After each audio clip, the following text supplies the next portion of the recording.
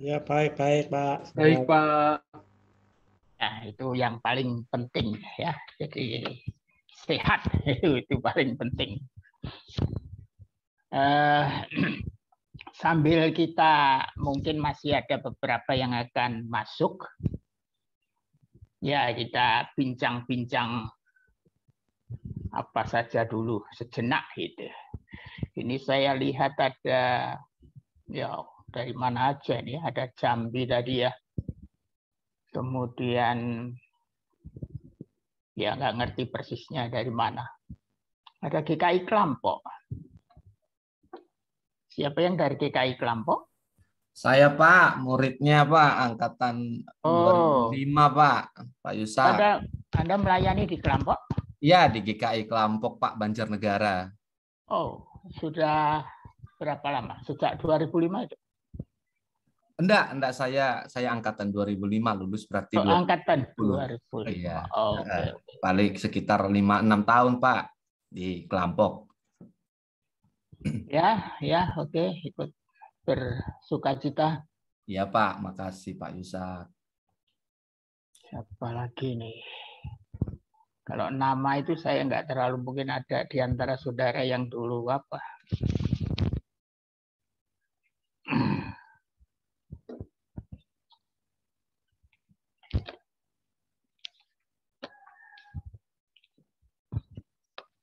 Ya, baik. Mungkin kita mulai saja ya, sambil nanti kalau mungkin masih ada yang masuk ya, biar dia apa. Jadi kita mulai dengan doa bersama. Mari kita berdoa. Ya Tuhan, kami bersyukur untuk berkat dan penyertaan Tuhan. Dan terutama juga kami bersyukur boleh bertemu kembali melalui saluran daring ini. Kami hendak bersama-sama belajar tentang karya-Mu di dalam Tuhan Yesus Kristus. Berkatilah kami agar apa yang kami pelajari bersama ini tidak sekedar menambah pengetahuan kami, namun lebih dari itu juga semakin memantapkan kehidupan spiritual kami sebagai anak-anak-Mu. Dan lebih dari itu kiranya kami juga boleh semakin diperlengkapi di dalam pelayanan kami masing-masing dimanapun Tuhan menempatkan kami. Dari awal sampai akhir kami serahkan pertemuan ini dalam penyertaan tangan Tuhan melalui Tuhan Yesus Kristus. Amin. Iya, oke.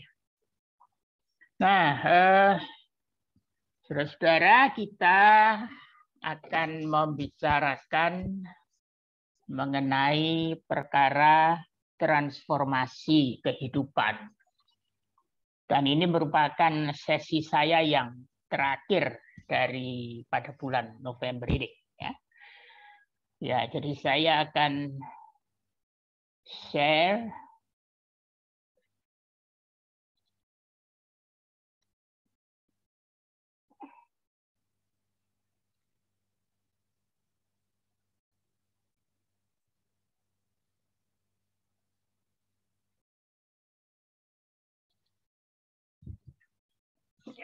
ya. Jadi temanya itu saya tuliskan di situ, menorehkan torean transformasi kehidupan. Dan kalau kita mencermati pelayanan Tuhan Yesus selagi berada di dunia, sejak awal pertama itu senantiasa menggelorakan panggilan transformatif. Nah, misalnya saja ketika Injil Matius maupun juga Injil Markus dan Lukas, walaupun Lukas sedikit dengan bahasa yang agak berbeda, itu menegaskan di sana tentang seruan tobat, ya. Jadi Tuhan Yesus sudah mulai karyanya dengan menegaskan waktunya telah genap, kerajaan surga sudah dekat, bertobatlah. Nah, itu yang dimaksud dengan seruan tobat.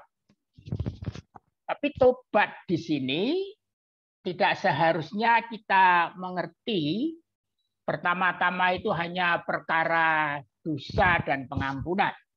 Tentu itu menjadi bagian penting dari dosa dan pengampunan.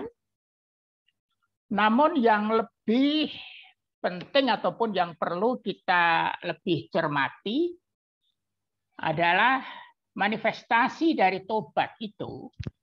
Dan itu esensinya terdapat dalam transformasi kehidupan. Artinya orang yang bertobat itu artinya orang yang mengalami transformasi kehidupan. Sehingga seruan tobat tadi, bertobatlah kamu, itu bisa saja kita bahasakan dengan berkata, bertransformasilah kamu sekalian.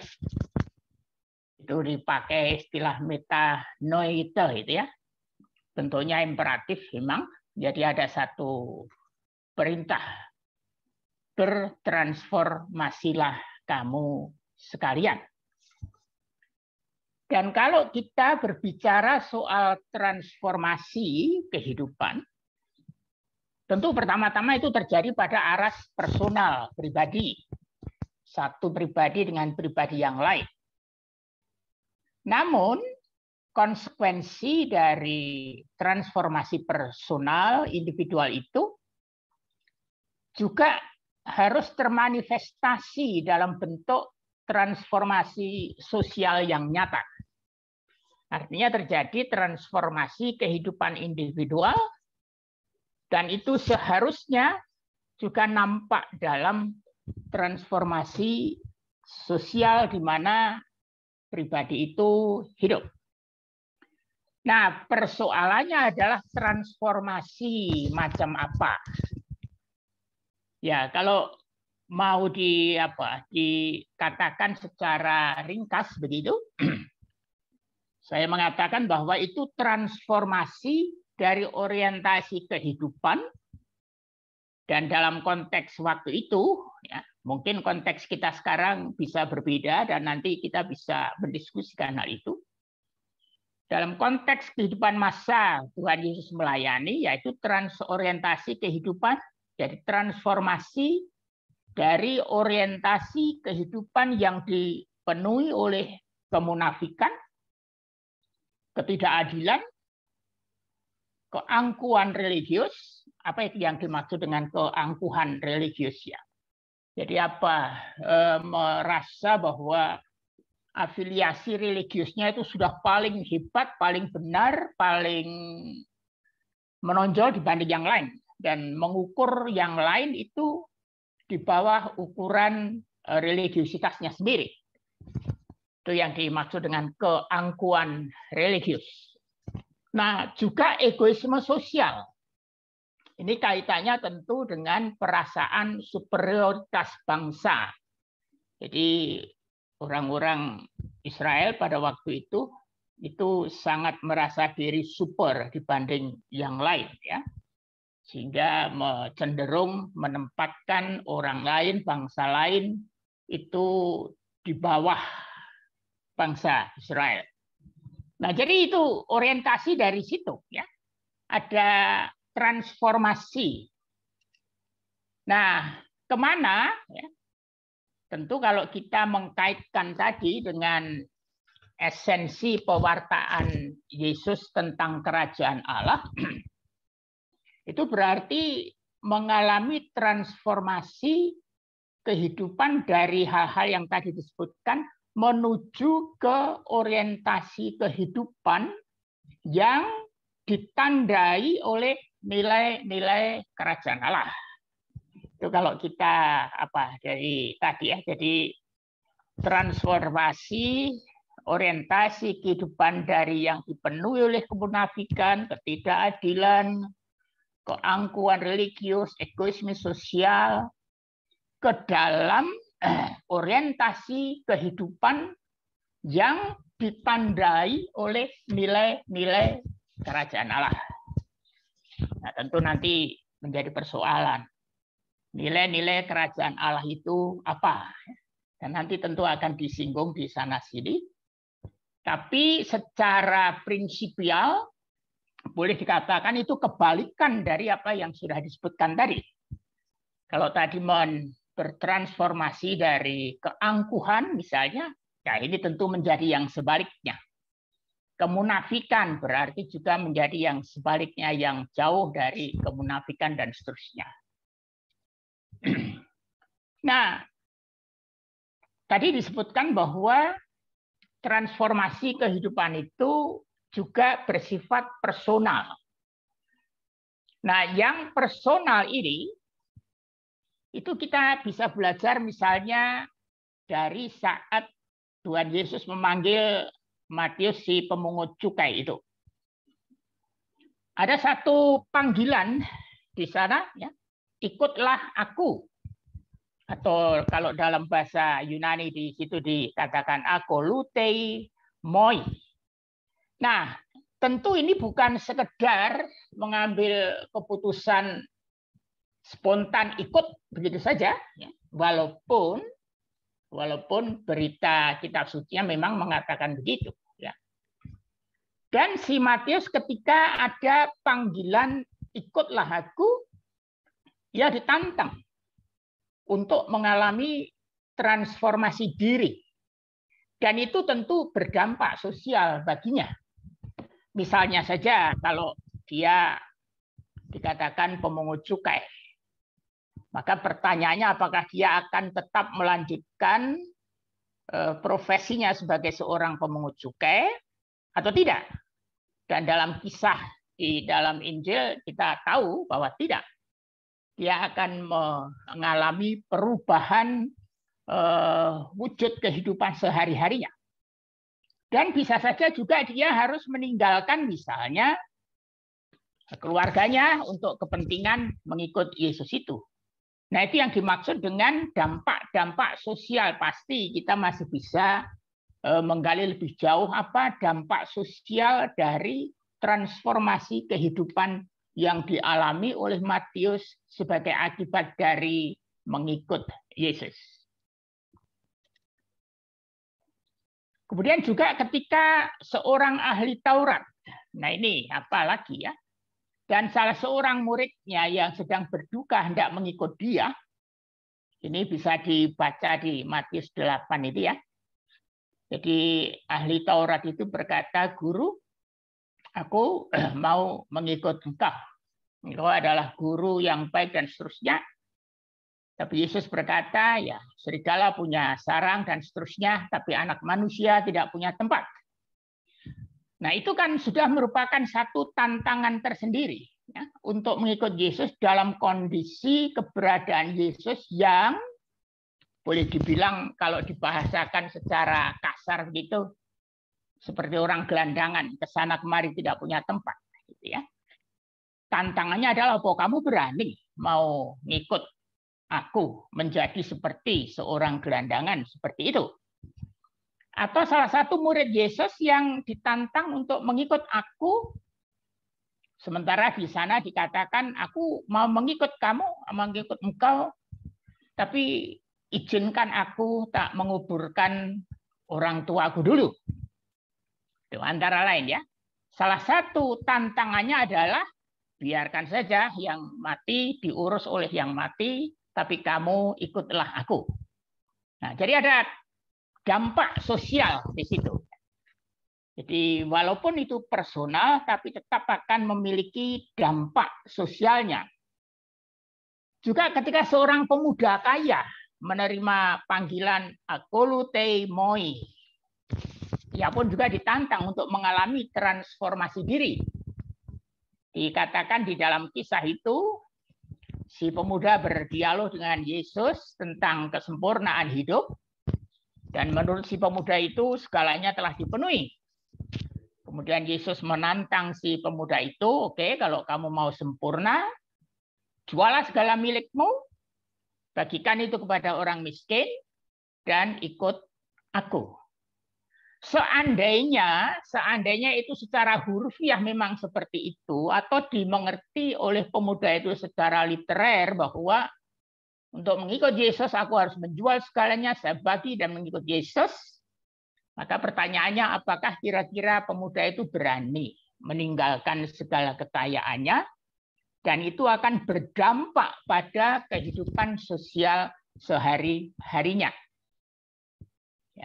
Jadi ini dalam aras personal, siapapun yang pada akhirnya menerima panggilan Tuhan itu otomatis akan ditantang untuk mengalami transformasi kehidupan dalam situasi sosial masing-masing.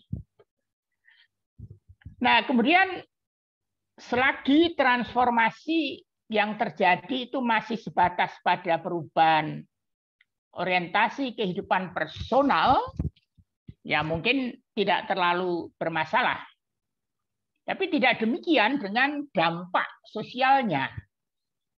Saya tidak tahu kenapa misalnya ya akhir-akhir ini di YouTube itu banyak berita-berita tentang murtadin ataupun mualaf ya.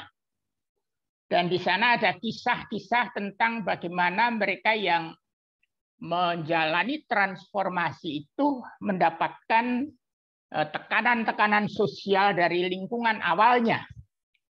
Jadi kalau misalnya semula Kristen, kemudian memutuskan untuk menjadi Muslim, dia memberitahukan tentang tekanan-tekanan yang berasal dari teman-teman atau saudara kerabat yang Kristen. Dan sebaliknya dia diterima dengan sikap penuh dengan sukacita oleh teman-teman yang Muslim, misalnya seperti itu ya.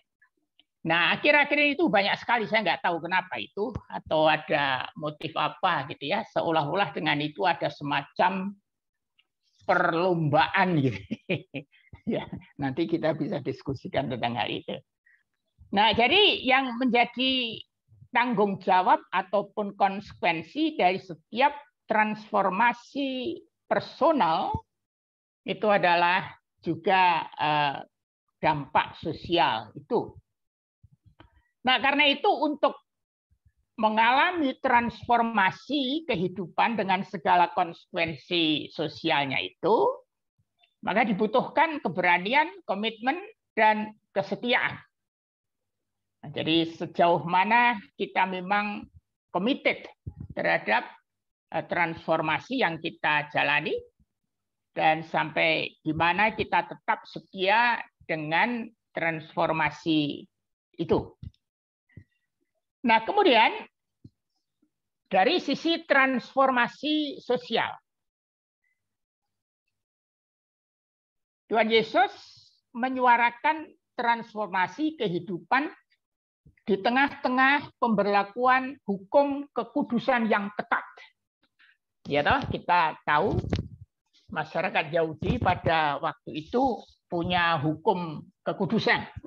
Oh, ini kudus, ini tidak kudus. Atau kalau dalam bahasa populer kita sekarang antara halal dan haram ya. Jadi mana makanan-makanan yang halal yang memang boleh dimakan, dan mana makanan-makanan yang haram yang tidak boleh dimakan. Ketat sekali. Dan begitu ketatnya aturan hukum kekudusan ini dipandang oleh Tuhan Yesus justru kadang-kadang menjadi belenggu yang membebani kehidupan pada waktu itu. Nah, padahal hukum kekudusan itu menjadi jantung kehidupan Yudaisme pada masa itu. Ya. Jadi dengan demikian, ketika Tuhan mengumandangkan panggilan transformasi, dan itu dinyatakan di tengah-tengah berlakunya hukum kekudusan yang ketat, ya kita bisa membayangkan betapa Tuhan Yesus pasti akan menghadapi tantangan-tantangan yang tidak ringan, namun toh itu dirasa perlu dan bahkan harus dilakukan. Nah, menurut Mishnah, pernah dengar ya, Mishnah Kelim, jadi ini satu nama apa? Pasal 1 ayat 6 sampai 9 itu ada 10 tingkatan kekudusan. Tapi saya tidak akan menyebut semua itu ya. Silakan aja kalau memang apa nanti Anda cari Mishnah itu, Kelim ini apa saja yang masuk dalam derajat itu. Tapi yang pertama-tama tanah Israel itu dipandang lebih kudus dibanding tanah yang lain. Kemudian tembok-tembok kota Israel juga dipandang suci. Sehingga kalau ada orang-orang yang berpenyakit kusta atau sakit-sakit yang dikategorikan sebagai yang tidak kudus, orang tersebut harus diungsikan. Ya, gitu. Nah, dan silakan nanti masih banyak untuk hukum-hukum kekudusan ini, tapi hukum kekudusan ini termanifestasi dalam struktur bangunan Bait Allah. Yaitu ada yang pertama ada di sini tempat Maha Kudus. Tidak setiap orang boleh masuk ke sini, toh. Kemudian ada tempat kudus, itu yang kedua ada di sini. Kemudian ada serambi imam, ya. Termasuk di dalamnya ada altar di situ. Ada serambi Israel. Ada di sini. Yang keempat di sini ya. Kemudian yang kelima ini ada serambi perempuan. Nah, ini aja sudah kita melihat bagaimana antara perempuan dan laki-laki dipisahkan. Kemudian juga di bagian luar ini ada serambi orang-orang bangsa lain. Nah, struktur ini sebenarnya struktur yang dibuat berdasarkan hukum kekudusan itu sendiri. Nanti masih ada kalau dalam skop yang lebih luas itu, ada tembok Yerusalem yang melingkar itu. Siapa yang pernah sampai ke Israel ya? Tembok itu sebenarnya juga menjadi simbol untuk menandakan bahwa yang di luar tembok boleh dikatakan kurang ataupun tidak kudus, dan yang ada di dalam tembok itu masuk bagian kudus, walaupun nanti ada tingkatan-tingkatannya itu. Sehingga siapapun yang masuk ke area Bait Allah, dia akan diatur, dikelola berdasarkan hukum kekudusan ini. Dan ini diberlakukan begitu ketat. Nah, di tengah-tengah kondisi seperti itu, Yesus melakukan tindakan-tindakan transformatif yang memiliki dampak sosial. Misalnya saja kita lihat ketika Yesus menyembuhkan orang sakit kusta. Jelas kalau menurut hukum Yahudi pada waktu itu, orang sakit kusta itu dikategorikan sebagai orang yang najis, ya, harus dihindari, dan karena itu memang harus diasingkan. Tapi itu seolah-olah tidak berlaku bagi Yesus, dan Yesus menerobos batasan keagamaan itu. Dan karena itu dikatakan oleh Markus itu, ya tinggal di luar di tempat-tempat yang sepi, namun orang terus datang kepadanya dari segala penjuru. Artinya apa? Salah satu risiko ketika Yesus menerobos batas keagamaan, maka dia telah dipersempit geraknya, ya. Kebebasannya menjadi terbatas. Namun toh dari apa yang dikisahkan di dalam kitab-kitab Injil, kita melihat Yesus tetap konsisten dengan misinya, dengan panggilannya, yakni mengumandangkan suara-suara transformasi. Kemudian juga di kisahkan misalnya Yesus menyembuhkan perempuan yang selama 12 tahun menderita perdarahan, ya. Nah, ini juga perkaranya kan sebenarnya ganda. Di satu sisi ini perkaranya dengan perempuan yang waktu itu, ketika itu memang perempuan masih dipandang tidak setara begitu dengan laki-laki. Yang kedua juga berurusan dengan darah yang menurut hukum kekudusan ya memang dilarang. Tapi toh Yesus juga melakukan ini. Sehingga ini merupakan tindakan-tindakan yang sifatnya memang transformatif. Misinya memang untuk mengumandangkan dan menggelorakan munculnya suara-suara dan tindakan-tindakan transformatif. Kemudian juga ketika dikisahkan Yesus menyucikan bait Allah. Ya memang ini bisa menimbulkan interpretasi yang macam-macam. Apa sih sebenarnya yang dilakukan oleh Yesus ketika menyucikan bait Allah? Tetapi paling tidak itu bisa dimaknai secara simbolik bahwa Yesus sedang mengkritisi pengelolaan bait Allah yang cenderung manipulatif. Nah, nanti silakan aja ada beberapa referensi di sini, misalnya di Markus 11, 15, ya, dan seterusnya. Nah, di mana itu letak pengelolaan bait Allah yang cenderung manipulatif itu? Nah, tindakan manipulatif itu tercermin dalam beberapa hal, dan itu berkenaan dengan peran sosial bait Allah saat itu. Ini tentu bait Allah pada masa kedua, ya. Jadi bait Allah yang dibangun oleh Raja Herodes itu. Nah, yang pertama pada saat itu, bait Allah itu memiliki peran politis. Nah, secara politis,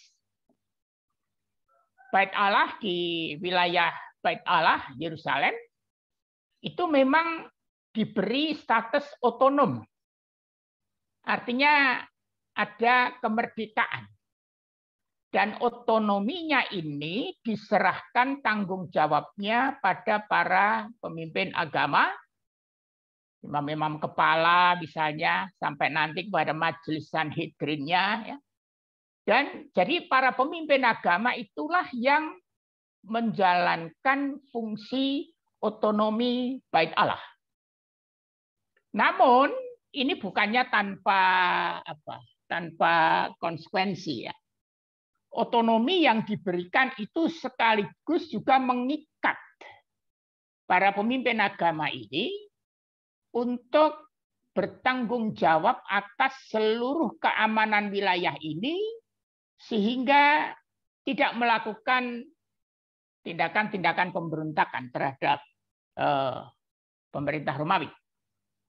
Nah, karena itu tentu saja penyelenggaraan bait Allah yang menurut itu sebagai rumah Allah, tapi mau tidak mau akan tercampur juga dengan persoalan-persoalan politik. Kepentingan-kepentingan politik, kepentingan-kepentingan keagamaan sering menyatu sedemikian rupa sehingga sulit dibedakan ini perkara politik atau ini perkara agama. Jadi itu bukan perkara sekarang saja, ya, persoalan agama dengan politik, tapi sejak dulu itu selalu juga berdampingan. Nah, jadi dari sini dimungkinkan juga muncul perilaku-perilaku, tindakan-tindakan yang menurut menjadi kurang adil karena kepentingan-kepentingan ini.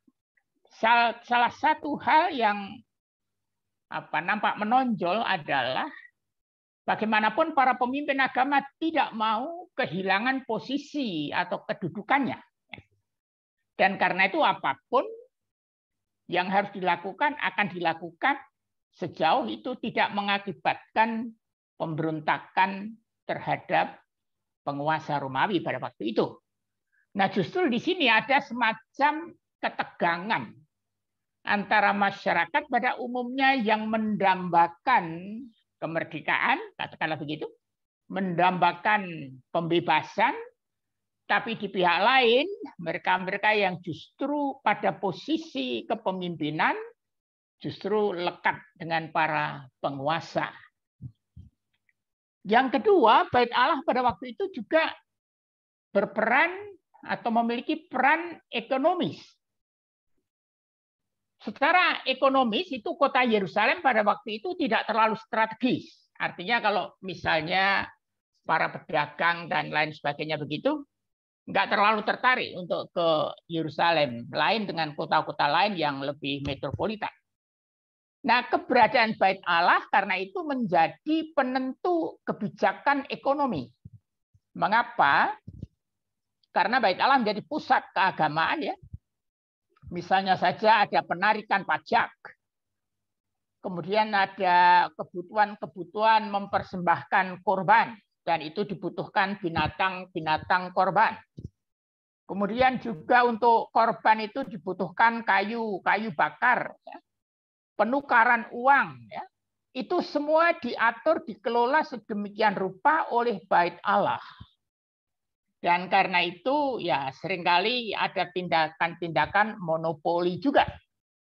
Jadi misalnya kalau ada yang mau mempersembahkan korban, bawa binatangnya sendiri dari rumah, ditolak, nggak boleh. Mesti harus beli di Bait Allah. Kayu juga begitu, penukaran uang juga begitu. Dan seterusnya ya.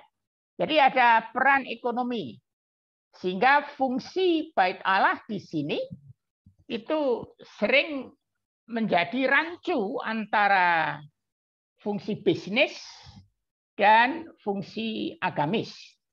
Bahkan ada indikasi bahwa di Bait Allah ini juga berlaku kegiatan pinjam meminjam dengan bunganya. Ada satu kutipan dari kitab Makabe, saya ambilkan kutipannya ya, yang mengindikasikan, sebentar keliru klik saya ya.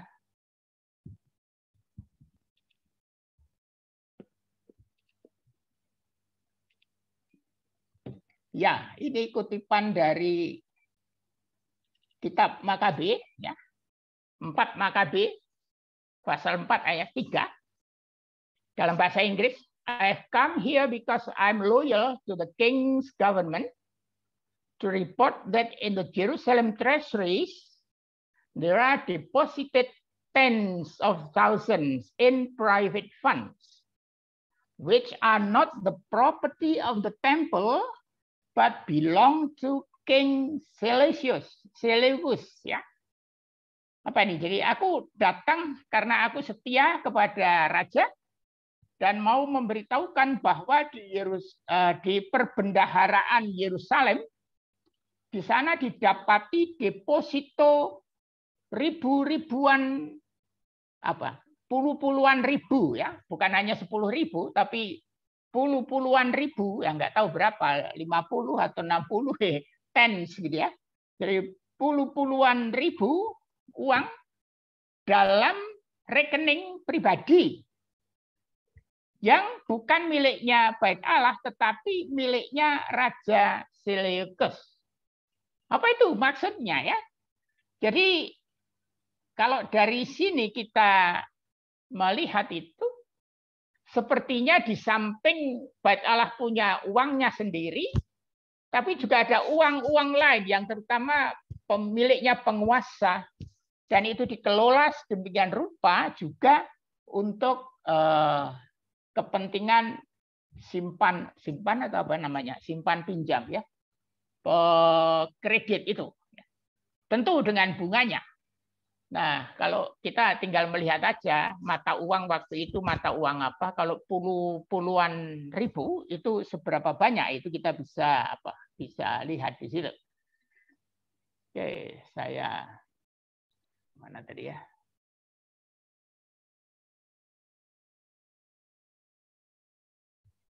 Ya. Nah, jadi itu berarti di dalam Bait Allah ini juga ada kegiatan-kegiatan yang sifatnya bisnis, gitu. Lagi-lagi ini nanti membuat banyak perilaku-perilaku yang pada akhirnya lebih diwarnai oleh bisnis daripada keagamaan. Nah, kemudian juga Bait Allah waktu itu berperan sebagai pusat keagamaan. Sehingga bisa terjadi adanya monopoli otoritas keagamaan. Ya, katakanlah kalau dalam bahasa modern ada sikap triumfalistik, begitu ya, segala sesuatu harus keluar dari keputusan Yerusalem, ya, dan tempat-tempat lain kurang atau bahkan tidak ada kemerdekaan untuk itu. Nah, di sini ada para ahli Taurat, Farisi, Saduki, Sanhedrin, ya, yang ini hampir selalu menjadi sasaran kritik Tuhan Yesus pada waktu itu. Ya. Nah, jadi kalau melihat itu, betapa terlihat carut-marutnya antara perkara religius, sosial politik, dan ekonomi yang saling mempengaruhi satu terhadap yang lain. Nah, inilah yang dipandang perlu untuk mengalami transformasi. Perlu ada transformasi. Nah, kritik Yesus itu terungkap nanti dalam kata-kata penghakiman. Saya kasih tanda kutip hanya untuk mengatakan bahwa itu semacam judgment. Dan dikatakan itu di dalam Markus 13 ayat yang kedua. Kau lihat gedung-gedung yang hebat ini, tak satu batu pun akan dibiarkan terletak di atas batu yang lain. Semuanya akan diruntuhkan. Dan memang dari penyelidikan historis, itu nanti akan terwujud pada tahun 70 ya. Ketika Yerusalem memang diratakan dan secara politik begitu, ya bisa dibilang Israel hilang pada waktu itu. Nah, kemudian kita melihat pada Yesus dan interpretasi hukum Taurat. Nah, Yesus sendiri sebenarnya tidak anti terhadap interpretasi hukum Taurat pada dirinya. Jadi tugasnya para ahli Taurat itu kan membuat interpretasi ini. Kemudian interpretasi Taurat ini nanti diturunkan dalam bentuk aturan-aturan kehidupan praktis dan nanti orang-orang Farisi bertanggung jawab untuk implementasinya. Namun yang ditentang oleh Yesus itu pemberlakuan interpretasi yang dipandang tidak adil dan bahkan kurang memenuhi kebutuhan hidup manusia. Jadi katakanlah perhatian kepada kehidupan itu sendiri menjadi terganggu ataupun lemah semata-mata oleh karena interpretasi hukum Taurat yang diimplementasikan secara kaku. Nah, berkenaan dengan hukum Sabat misalnya, perhatikan perkataan Tuhan Yesus itu di dalam Markus 3 ya. Manakah yang diperbolehkan pada hari Sabat? Berbuat baik atau berbuat jahat? Menyelamatkan nyawa atau membunuh orang? Nah, ini kalau kita mendalami secara lebih dalam perkataan ini kan sebenarnya ketegangan antara perilaku yang legalistik berdasarkan aturan-aturan interpretatif Taurat, tetapi itu mengakibatkan munculnya bencana-bencana kehidupan. Ya, ini misalnya ketika ada orang-orang yang memang dari sisi kehidupannya perlu ditolong, perlu diselamatkan pas pada hari Sabat. Kalau kita bertindak secara legalistik berdasarkan tafsiran interpretatif Taurat, tentu tidak boleh. Tapi itu artinya kematian.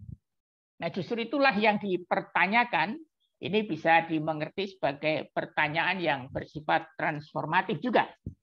Mana yang lebih penting, kita menjalani aturan secara legalistik tetapi ada kematian, atau sebaliknya kita melanggar namun kita memberikan kehidupan. Nah, jadi ini suara transformasi juga. Kemudian berkenaan dengan adat istiadat kehidupan.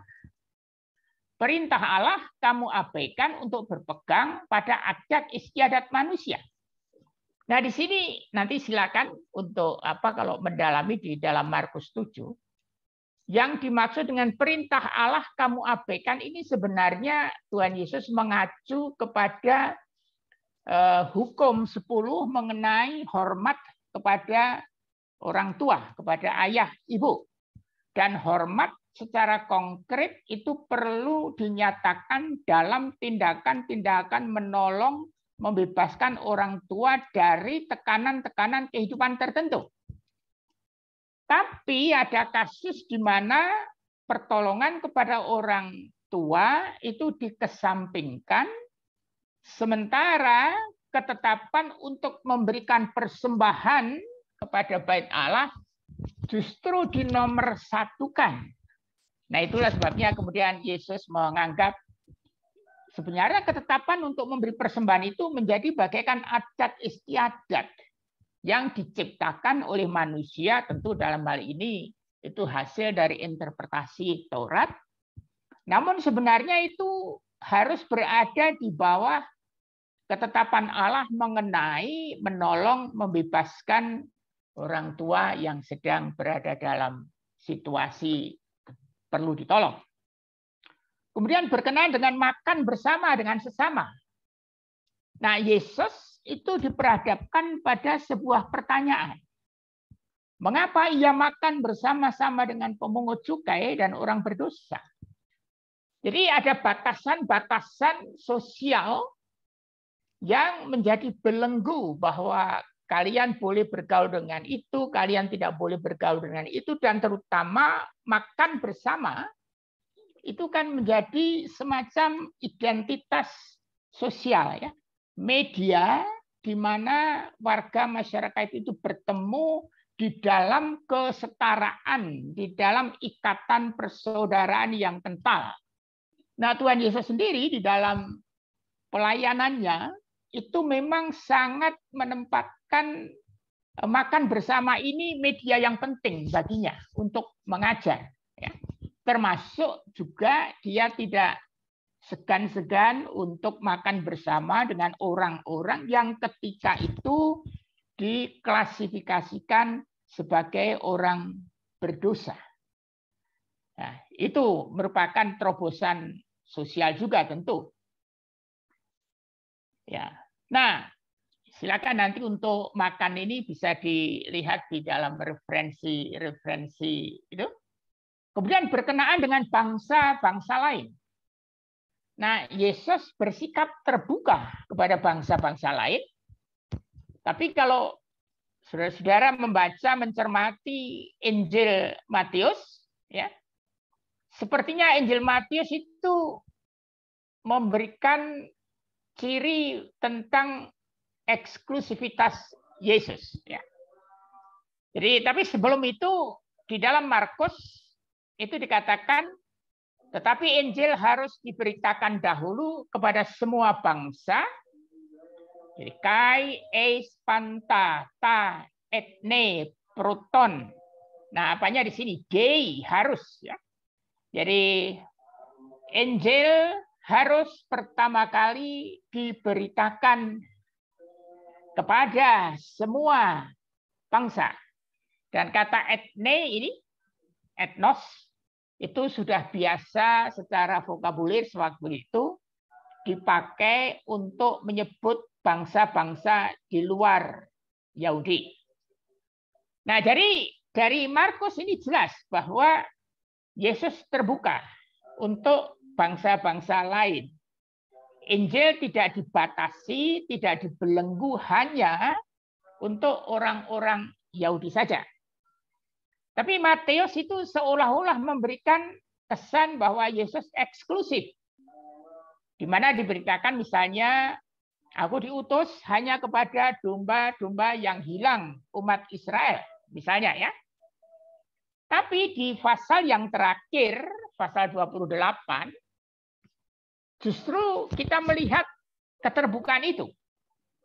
Di sana dikatakan ya bahwa karena itu pergilah kamu dan baptiskanlah semua bangsa, jadikanlah semua bangsa muridku dan seterusnya. Ya. Jadi ada nuansa terbuka di sana. Juga ketika Yesus harus menyembuhkan perempuan Kanaan yang percaya, walaupun semula juga mengatakan bahwa aku diutus pada domba-domba yang hilang, umat Israel, kemudian tidak pantas memberikan roti kepada anjing dan seterusnya, toh di akhir kisah itu ditegaskan bahwa Yesus menerima perempuan Kanaan itu secara sukacita, gitu ya. Bahkan mengatakan imanmu menyelamatkan engkau. Nah, jadi dari semua itu apa yang bisa kita implikasikan bagi kehidupan kita ya? Ya implikasinya Yesus menjadi paradigma transformasi kehidupan. Nah, tapi kalau kita berbicara soal transformasi kehidupan di era kehidupan kita saat ini, lantas transformasi kehidupan macam apa yang kita perlukan? Ada beberapa hal yang barangkali bisa nanti kita diskusikan. Yang pertama, transformasi kehidupan yang mampu menghalau jiwa triumfalistik yang sempat atau bahkan mungkin masih sekarang ini ya mewarnai kehidupan gerejawi, gereja-gereja kita di Indonesia ini. Nah, apa yang dimaksud dengan jiwa triumfalistik? Ini satu sikap yang sangat menekankan pada otoritas gereja dan kurang memberikan kemerdekaan pada pihak yang dilayani, sehingga gerak Injil itu seperti datang hanya satu arah, dari atas ke bawah. Ya, ini tentu kaitannya dengan masa kolonialisme waktu itu. Ya. Jadi bagaimana kita melakukan transformasi sehingga menghalau jiwa yang bersifat triumfalistik ini. Yang kedua, transformasi yang kita butuhkan juga adalah transformasi kehidupan yang mampu mengedepankan kesederajatan, kesetaraan berdasarkan harkat martabat kemanusiaan yang utuh. Nah, ini juga perkara yang tidak sederhana. Karena ketika kita merambah ke perkara-perkara kemanusiaan, itu banyak pergumulan-pergumulan. Kemudian yang ketiga, transformasi kehidupan yang lebih bercorak dialogis, hospitalitis. Ini istilah saya ya. Jadi apa? Dialogis itu mau menekankan kenyataan bahwa kita memang selalu berada di dalam relasi dengan siapapun, bahkan juga dengan alam ini. Dan karena itu kita tidak mungkin tanpa mendengarkan suara-suara pihak yang kepada mereka kita berada dalam relasi dialogis. Nah, hospitalitas itu artinya keramah tamahan. Bagaimana kita menjalin sebuah relasi kehidupan dengan apapun dan siapapun yang sifatnya ramah. Juga, nah ini yang terakhir, itu transformasi kehidupan yang menjunjung tinggi keadilan, perdamaian, dan keutuhan ciptaan. Ini sebenarnya pokok persoalan yang sudah lama, tapi toh masih tetap relevan, terutama keutuhan ciptaan ini. Yang kita seringkali ketika berbicara tentang manusia, ya kita lupa segalanya. Seolah-olah manusia menjadi yang paling utama. Nah, sampai di sini apa yang bisa saya sampaikan, dan selanjutnya saya serahkan kepada saudara kalau mungkin ada pertanyaan, komentar, tambahan, ya Ini ada di chat ini, menafsirkan firman memang tidak seyogianya dilakukan hanya ayat per ayat secara lepas, tapi harus dalam konteks pesan besar Tuhan yang sifat kasihnya yang, ya, saya setuju, kekal dan terbatas. Kita harus berani melakukan transformasi ke arah kebaikan diri, ya. Silakan kalau ada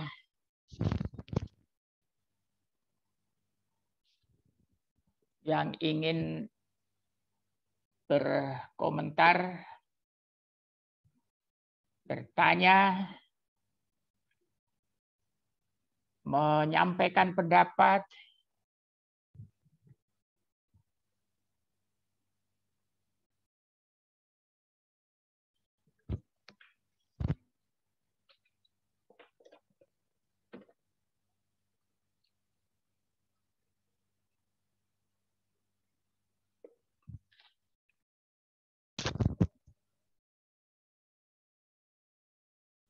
Ya.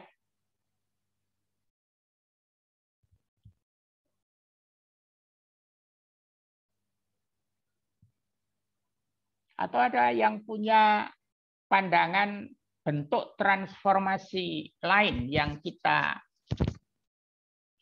perlukan. Misalnya dalam konteks pelayanan saudara-saudara di tempat saudara masing-masing.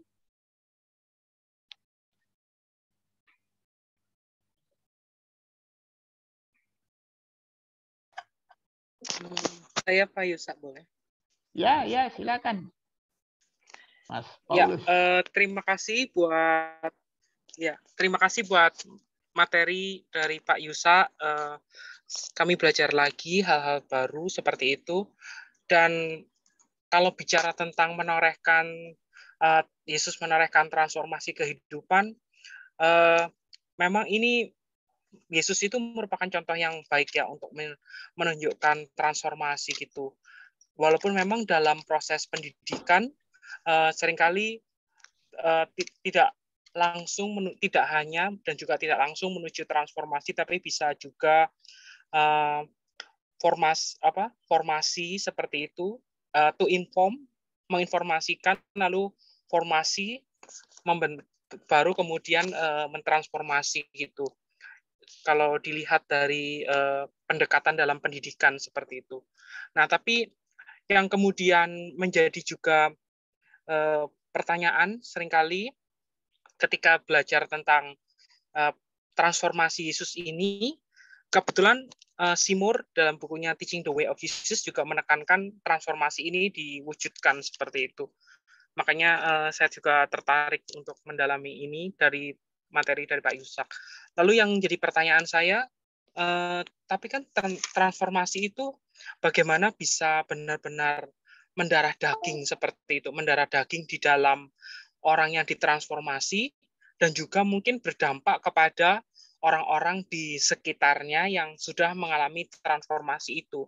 Karena seringkali ini ketika melihat beberapa teks-teks dalam Injil gitu ya, ketika Yesus melakukan itu, tampaknya memang ada perubahan besar, tetapi ternyata masyarakat tidak serta-merta seperti itu langsung menerima. Yang paling kelihatan kan tentang bagaimana Yesus berjumpa dengan perempuan yang di sumur itu perempuan itu sudah mengalami transformasi, tapi ketika dia mengabarkan itu ternyata tidak langsung seperti itu.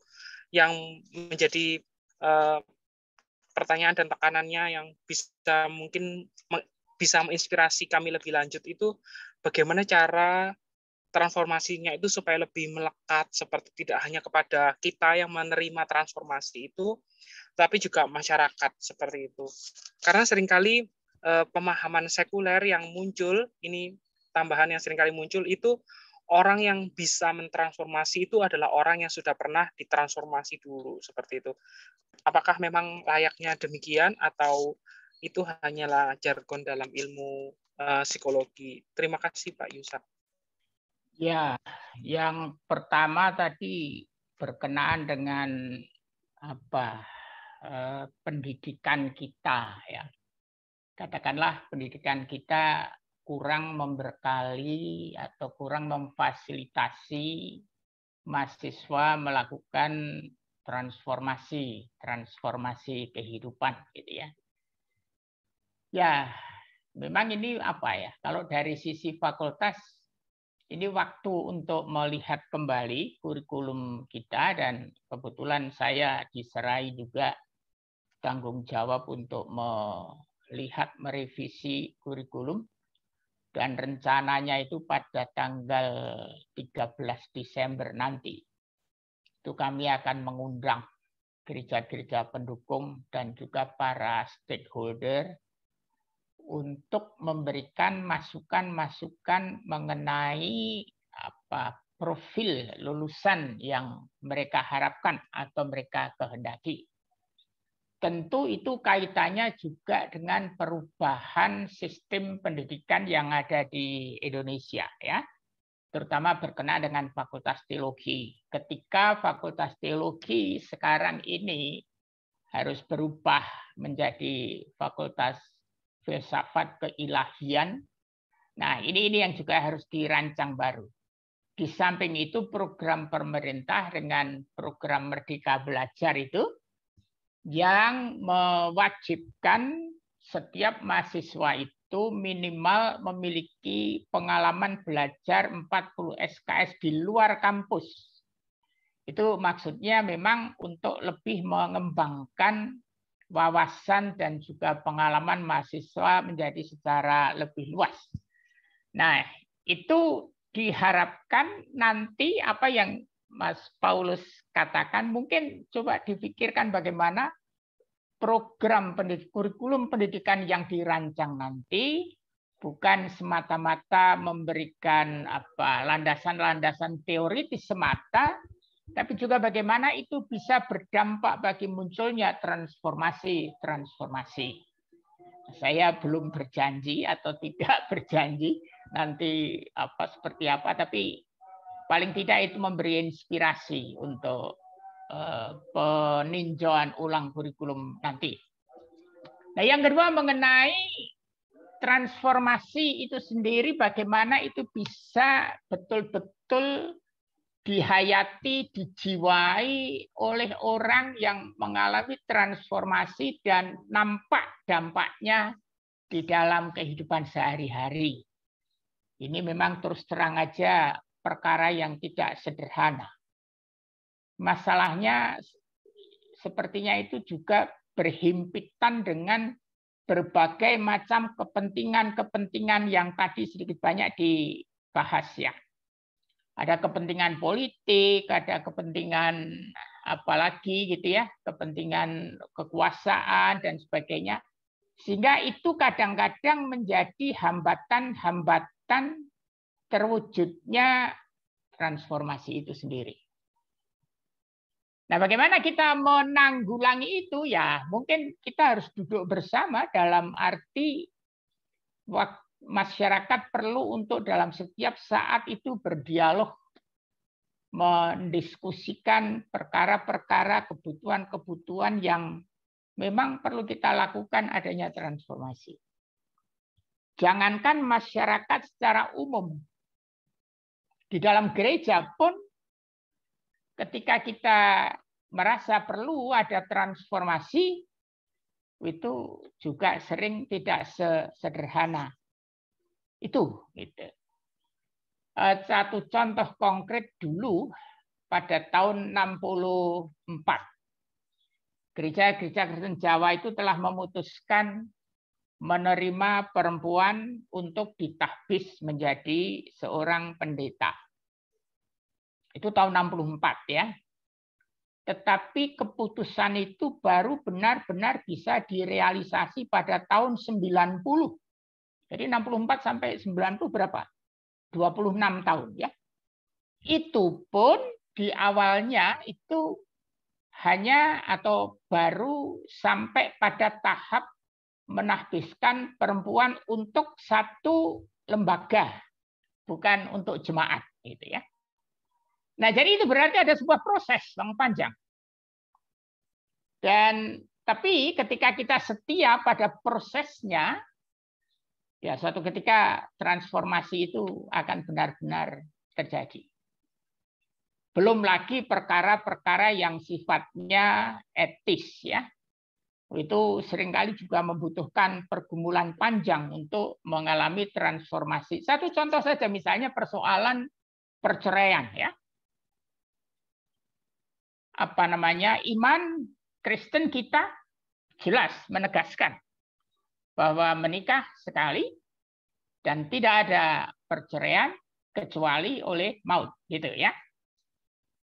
Tetapi fakta di lapangan itu kita tidak bisa menolak bahwa itu ternyata ada banyak pergumulan hidup menikah yang tidak sanggup dikelola kecuali dengan putusan akhir bercerai.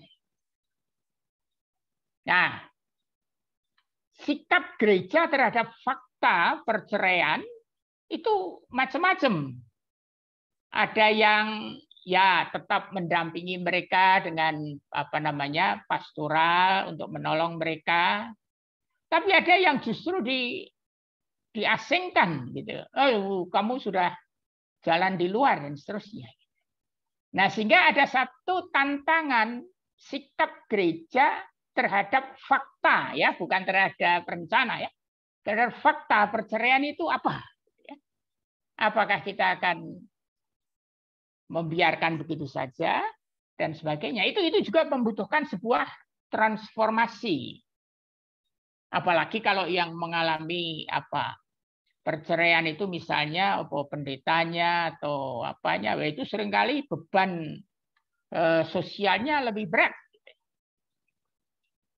Ya, jadi menurut hemat saya pada akhirnya membutuhkan sebuah proses dan komitmen serta kesetiaan terhadap proses transformasi itu. Ada yang prosesnya cepat, tapi ada yang prosesnya juga panjang sekali. Itu mungkin yang bisa saya sampaikan. Terima kasih, Pak. Sama-sama. Silakan Bapak, Ibu, saudara-saudara yang lain yang mau meramaikan diskusi kita sore hari ini. Pak Yusak Lukas, Pak Yusak. Ya, oke. Silakan. Tadi kalimat terakhir ya Pak Yusak yang saya catat adalah butuh kesetiaan dalam melakukan transformasi tersebut. Pertanyaan saya, kesetiaannya itu seperti apa sih Pak? Maksudnya apakah hanya cukup dengan kesetiaan ataukah memang ada hal-hal lain yang memang kita perlu lakukan, kita perlu siapkan untuk kita bisa melakukan proses transformasi itu? Karena rasanya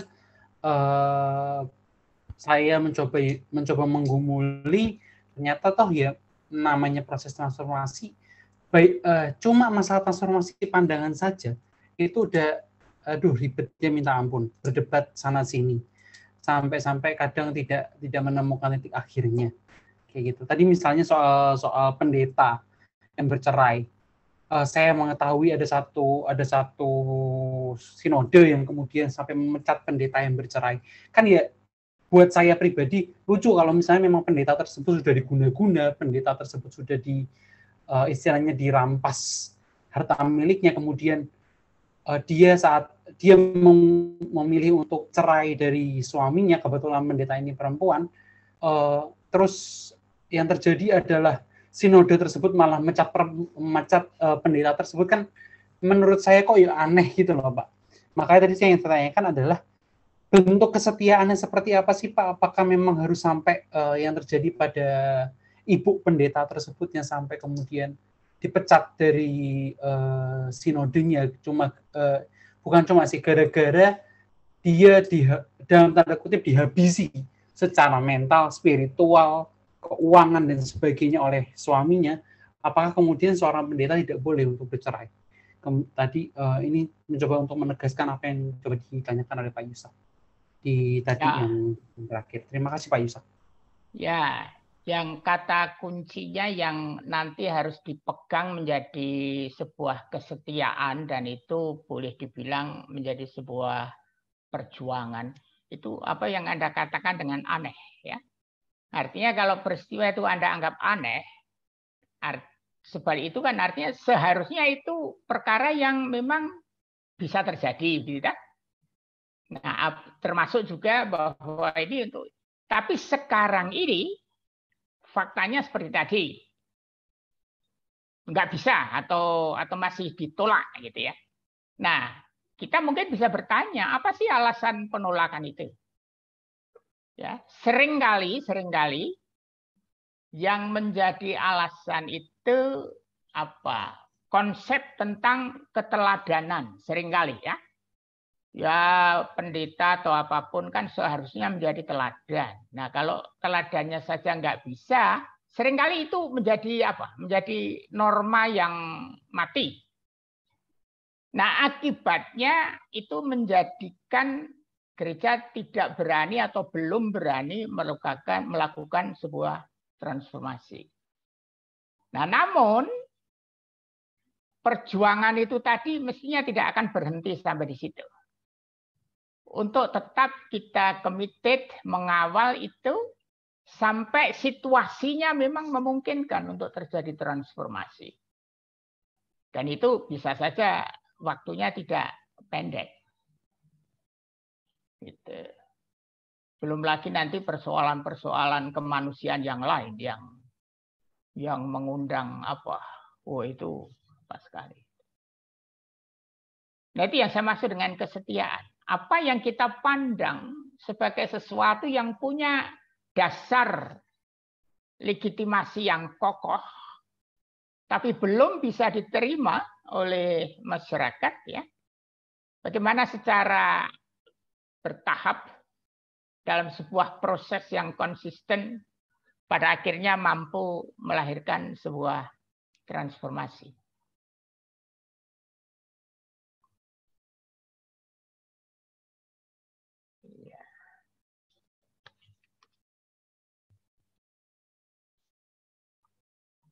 Sampai hari ini saya kira masih ada juga gereja yang belum punya pendeta perempuan, ya. Tapi kalau di Indonesia sepertinya sudah apa semua.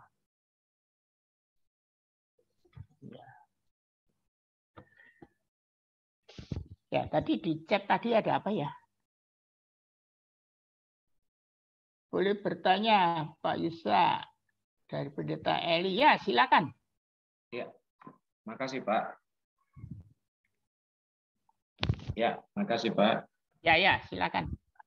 Ya, saya tadi melihat di materi Bapak salah satu di sana bahwa peran politis di Bait Allah, ya. Secara politis saya itu Bait Allah diberi status otonom di bawah pimpinan para pemimpin agama saat itu. Lebih-lebih juga peran ekonomis Bait Allah. Secara ekonomis kota Yerusalem saat itu kurang strategis. Ada beberapa hal tadi yang saya lihat di situ bahwa termasuk juga ada indikasi Bait Allah juga meminjamkan uang. Ya, untuk konteks saat ini Pak Yusa, saya bertanya. Karena kita ini kan gereja harus membawa reformasi perubahan. Ya. Dari arah yang kurang baik ke arah yang lebih baik. Sehingga lebih pada menuju pada kesempurnaan di dalam Kristus Yesus. Kalau kita lihat pada saat ini, bukan hal yang tabu lagi nih Pak Yusa. Secara politis, bahwa dalam tubuh gereja itu kan tetap berjalan. Apalagi ketika pergantian pimpinan sinode misalnya. Ya kan, pimpinan sinode. Pasti ada lobby-lobby politik. Bisa menggunakan marga, suku, dan berbagai bentuk yang dapat digunakan sehingga suasana politik itu menjadi sesuatu hal yang telah menjalar dalam kehidupan tubuh gereja. Nah, pertanyaan saya, bagaimana cara kita dalam membawa perubahan transformasi yang tidak menimbulkan perpecahan, tetapi membawa pada efek-efek yang mempersatukan. Sekalipun sebenarnya ini berat ini Pak Yusa, sama dengan Yesus tadi ya. Ketika dia membawa transformasi itu pasti Yesus menghadapi banyak tantangan dan rintangan. Nah, berarti bagaimana sistematika? Mungkin ini pengalaman Bapak ini.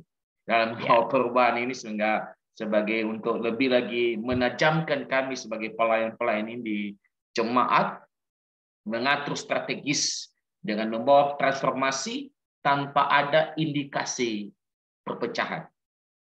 Ada indikasi perbedaan, tetapi tetap pada bernuansa, ya intinya sama seperti Yesus tadi, bahwa membawa perubahan kepada arah yang dikehendaki Kristus.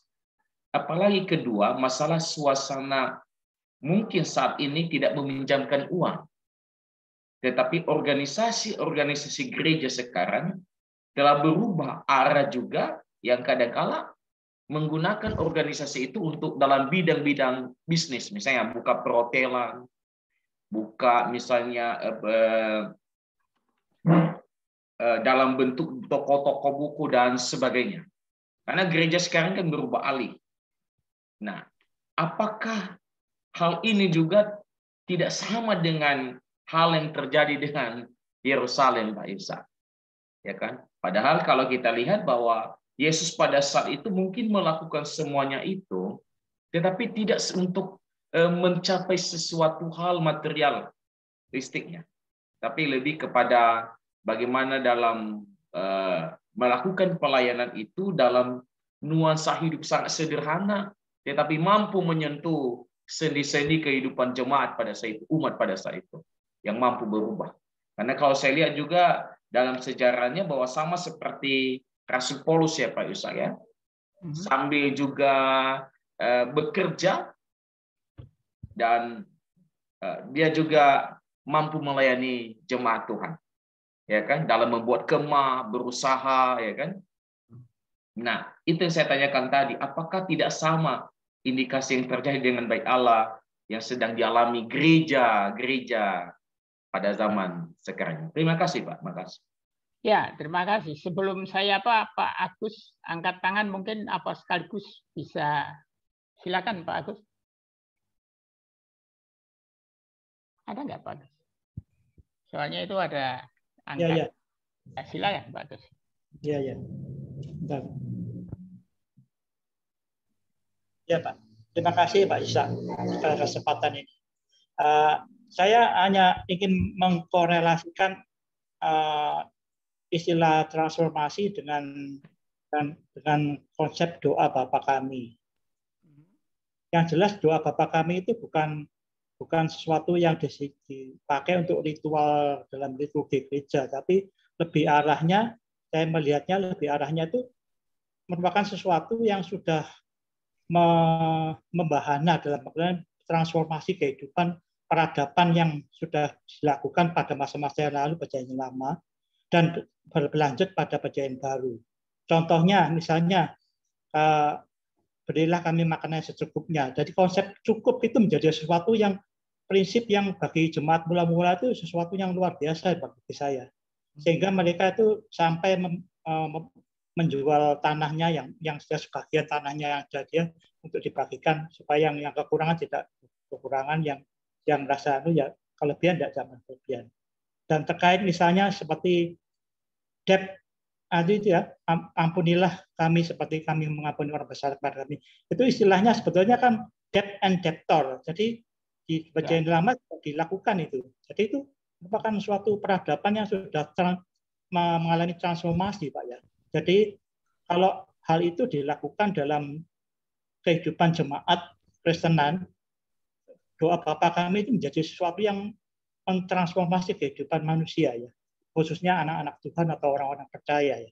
Karena mereka kan sudah prinsipnya ada di perjanjian lama bahwa mesti memberi utang kepada orang miskin tidak boleh pakai bunga, atau tahun ke-7 harus lepas. Nah, itu kan prinsip-prinsip yang luar biasa, Pak. Dan hal itu menjadi sesuatu yang istilahnya kalau doa Bapa Kami menjadi suatu target merubah peradaban anak-anak Tuhan di dalam dunia ini, bagaimana menurut tanggapan Pak Yusak? Iya, oke. Nah, jadi itu satu saya rangkum aja ya. Nah, yang pertama untuk Pak Eli ya, sebenarnya memang apa yang terjadi pada masa Bait Allah waktu itu terjadi saat ini juga ya. Artinya sebenarnya itu juga bukan perkara yang baru.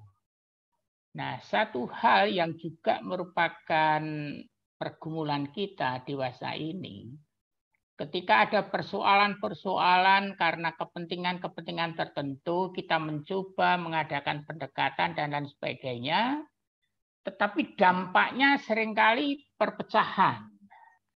Apalagi kalau kita melihat dewasa ini, kecenderungan orang menjadi semakin individualistik itu kuat sekali. Jadi katakanlah kalau aku tidak suka di sini atau kamu menyakiti aku di sini, ya udah aku pergi. Itu besar sekali sekarang ini ya. Nah, bagaimana? Nah, menurut hemat saya, ya ini pengalaman juga, walaupun pengalaman tidak dalam arti skop yang besar ya, tapi pengalaman dalam lingkup jemaat ataupun klasis. Dalam kondisi-kondisi tertentu saya lebih mengedepankan dialog personal. Jadi saya datangi, saya omong-omong secara ya, bahkan mungkin tidak cukup hanya sekali, sampai menimbulkan munculnya rasa empati. Dan setelah ada tanda-tanda berdasarkan empati itu kita bisa berkumpul bersama mengambil satu sikap, nah itu baru kita lakukan. Jadi dengan demikian, saya tidak pertama-tama mengedepankan pertemuan kolektif dalam bentuk rapat, tapi lebih kepada pendekatan-pendekatan personal terlebih dahulu, baru setelah itu kita coba untuk bertemu di dalam skala yang besar. Nah itu mengenai bagaimana kita mencegah kemungkinan terjadinya perpecahan ya, walaupun seringkali perpecahan juga tidak bisa dihindari. Tapi kalau seandainya perpecahan itu memang tidak bisa dihindari, ya saya rasa kita juga perlu dewasa untuk tidak menjadikan momentum itu kita bersengketa terus. Tapi bagaimana kita menyadari situasinya dan bahkan dimungkinkan untuk menciptakan aktivitas-aktivitas rekonsiliatif. Siapa tahu kadang-kadang perpecahan juga bisa menjadi salah satu sarana untuk perkembangan yang lebih optimal, bisa juga gitu. Walaupun itu tidak harus kita tempatkan sebagai otomatis seperti itu. Nah, mengenai pinjam meminjam atau katakanlah kalau sekarang itu istilahnya ya kredit ya. Kredit dengan bunga. Pada waktu itu hukumnya itu memang tidak boleh membungakan uang. Ya. Jadi dengan demikian kalau dilihat dari sisi itu sudah pelanggaran sudah. Tapi masalahnya juga pelaksananya kalau tadi dia itu kan tidak jelas ini siapa. Yang jelas ada pribadi-pribadi di dalam bait Allah yang bekerja sama dengan kekuatan-kekuatan politik tertentu melakukan hal itu. Nah, karena itu sifatnya pribadi oknum, sering kontrolnya itu menjadi susah juga. Nah, itu juga terjadi dewasa ini. Nah, persoalan kita adalah apakah kita dibenarkan, katakanlah begitu ya, meminjamkan uang kepada jemaat dan jemaat mengembalikan dengan bunga. Apakah diperbolehkan gitu ya?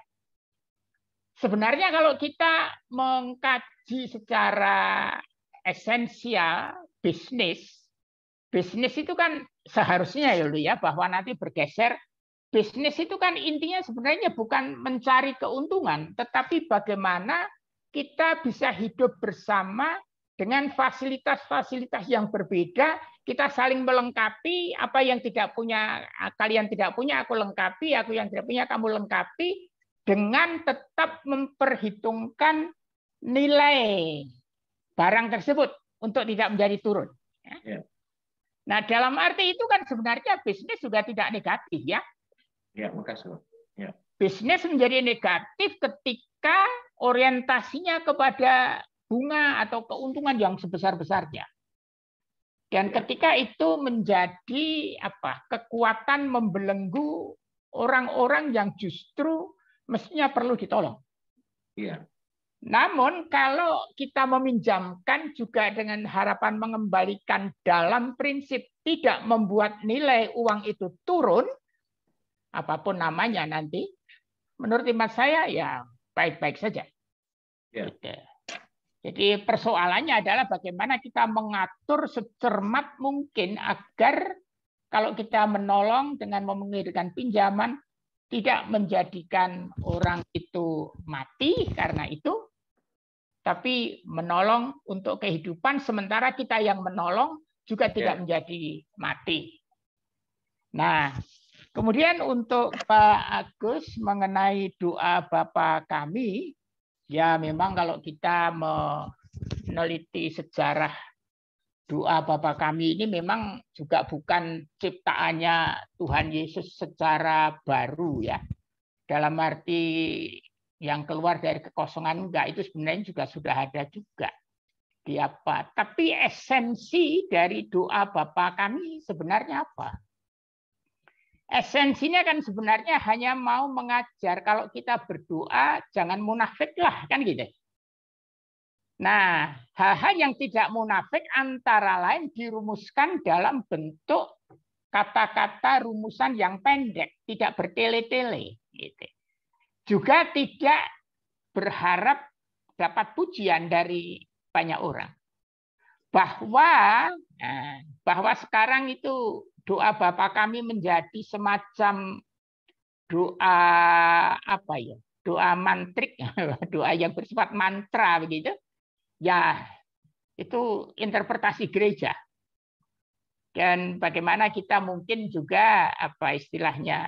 Kalau misalnya melihat ada ketidaksesuaian, ya bisa juga kita memberikan masukan-masukan apa suara begitu. Tapi hampir di gereja-gereja semua kan seringkali ditutup ataupun pada bagian apa mengucapkan doa Bapa Kami ya. GKJ juga begitu. Tapi esensi dasarnya sebenarnya itu tadi. Kalau kita berdoa ya berdoa jangan munafik lah. Kita berdoa dengan tulus. Iya, tadi ada satu di chat itu yang, apa namanya? Yang tadi mengatakan soal ya transformasi yang Bapak Yusak katakan harus dipegang oleh seluruh gereja, tapi kenyataan saya melihat masih ada gereja yang memberkati pasangan yang tidak satu iman, memberkati yang sudah bercerai, di mana kesetiaan dan transformasi itu. Terima kasih. Ya, itu termasuk pergumulan yang sampai hari ini gereja-gereja masih bergulat keras. Ya. Mengapa di satu sisi faktanya itu ketika orang jatuh cinta, sering juga tidak bisa dibatasi semata-mata hanya dalam batasan agama masing-masing. Ya idealnya memang begitu, tapi seringkali nggak bisa juga. Namun di pihak lain, negara kita juga tidak mengatur tentang pernikahan yang beda iman itu. Nah, ketika gereja berhadapan dengan kenyataan ada warganya yang mau menikah dan ternyata tidak seiman, nah gereja bergumul. Apa ini yang harus kami lakukan? Ya. Dan di situ ada beberapa perbedaan pandangan antara gereja yang satu dengan gereja yang lain, terutama dalam memaknai apa sih esensi pemberkatan. Apakah pemberkatan itu berarti mensahkan sebuah pernikahan? Atau apakah pemberkatan itu sebenarnya menghantarkan perkenan Allah atas menyatunya dua insan? Nah, itu ada gereja yang memisahkan itu antara pemberkatan di satu sisi dan pensahan sebuah pernikahan. Ada yang mengatakan atau berpendapat bahwa sahnya sebuah pernikahan itu negara, tapi pemberkatan itu gereja. Nah, dari sisi itulah maka ada, ya kita masih perlu juga menggumulkan secara lebih dalam ya. Ada gereja yang berpendapat sejauh orang yang tidak seiman itu tidak menolak dan bersedia untuk diberkati secara Kristiani, ada yang berani menjalankan. Ya. Nah, seringkali yang dipakai dasar itu fakta jemaat yang terjadi di Korintus pada waktu itu. Faktanya itu ada pasangan suami istri yang kemudian salah satu itu menjadi percaya dan salah satu tidak. Akibatnya muncul ketegangan, ini lanjut atau berpisah. Nah, nasihat atau katakanlah Rasul Paulus menegaskan, kamu yang percaya, artinya yang apa? Prinsip utamamu adalah jangan diceraikan dia.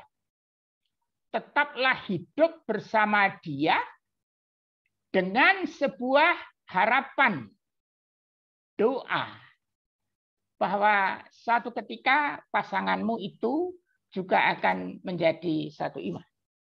Ada yang mendasarkan diri di situ. Nah, mengenai mereka yang telah bercerai, kembali ini juga seperti yang tadi saya katakan, ini persoalan yang aktual, tapi juga tidak sederhana. Mengapa? Karena di satu sisi iman kita mengatakan tidak bercerai. Namun faktanya ada. Nah, ketika ada yang bercerai dan secara hukum telah selesai di mata negara, ya, apakah boleh menikah kembali atau tidak? Kalau boleh menikah, apakah boleh diberkati atau tidak? Nah, ini gereja-gereja masih bergumul sampai sekarang. Dan masih ada perbedaan di sana-sini. Dan biarlah itu kita tetap bawa juga di dalam pergumulan sampai suatu ketika kita mendapatkan jawab yang lebih menenangkan hati secara iman. Tapi saya berpikir, Pak, kita tidak hanya sekedar bergumul. Apakah kita akan bergumul sampai Tuhan datang?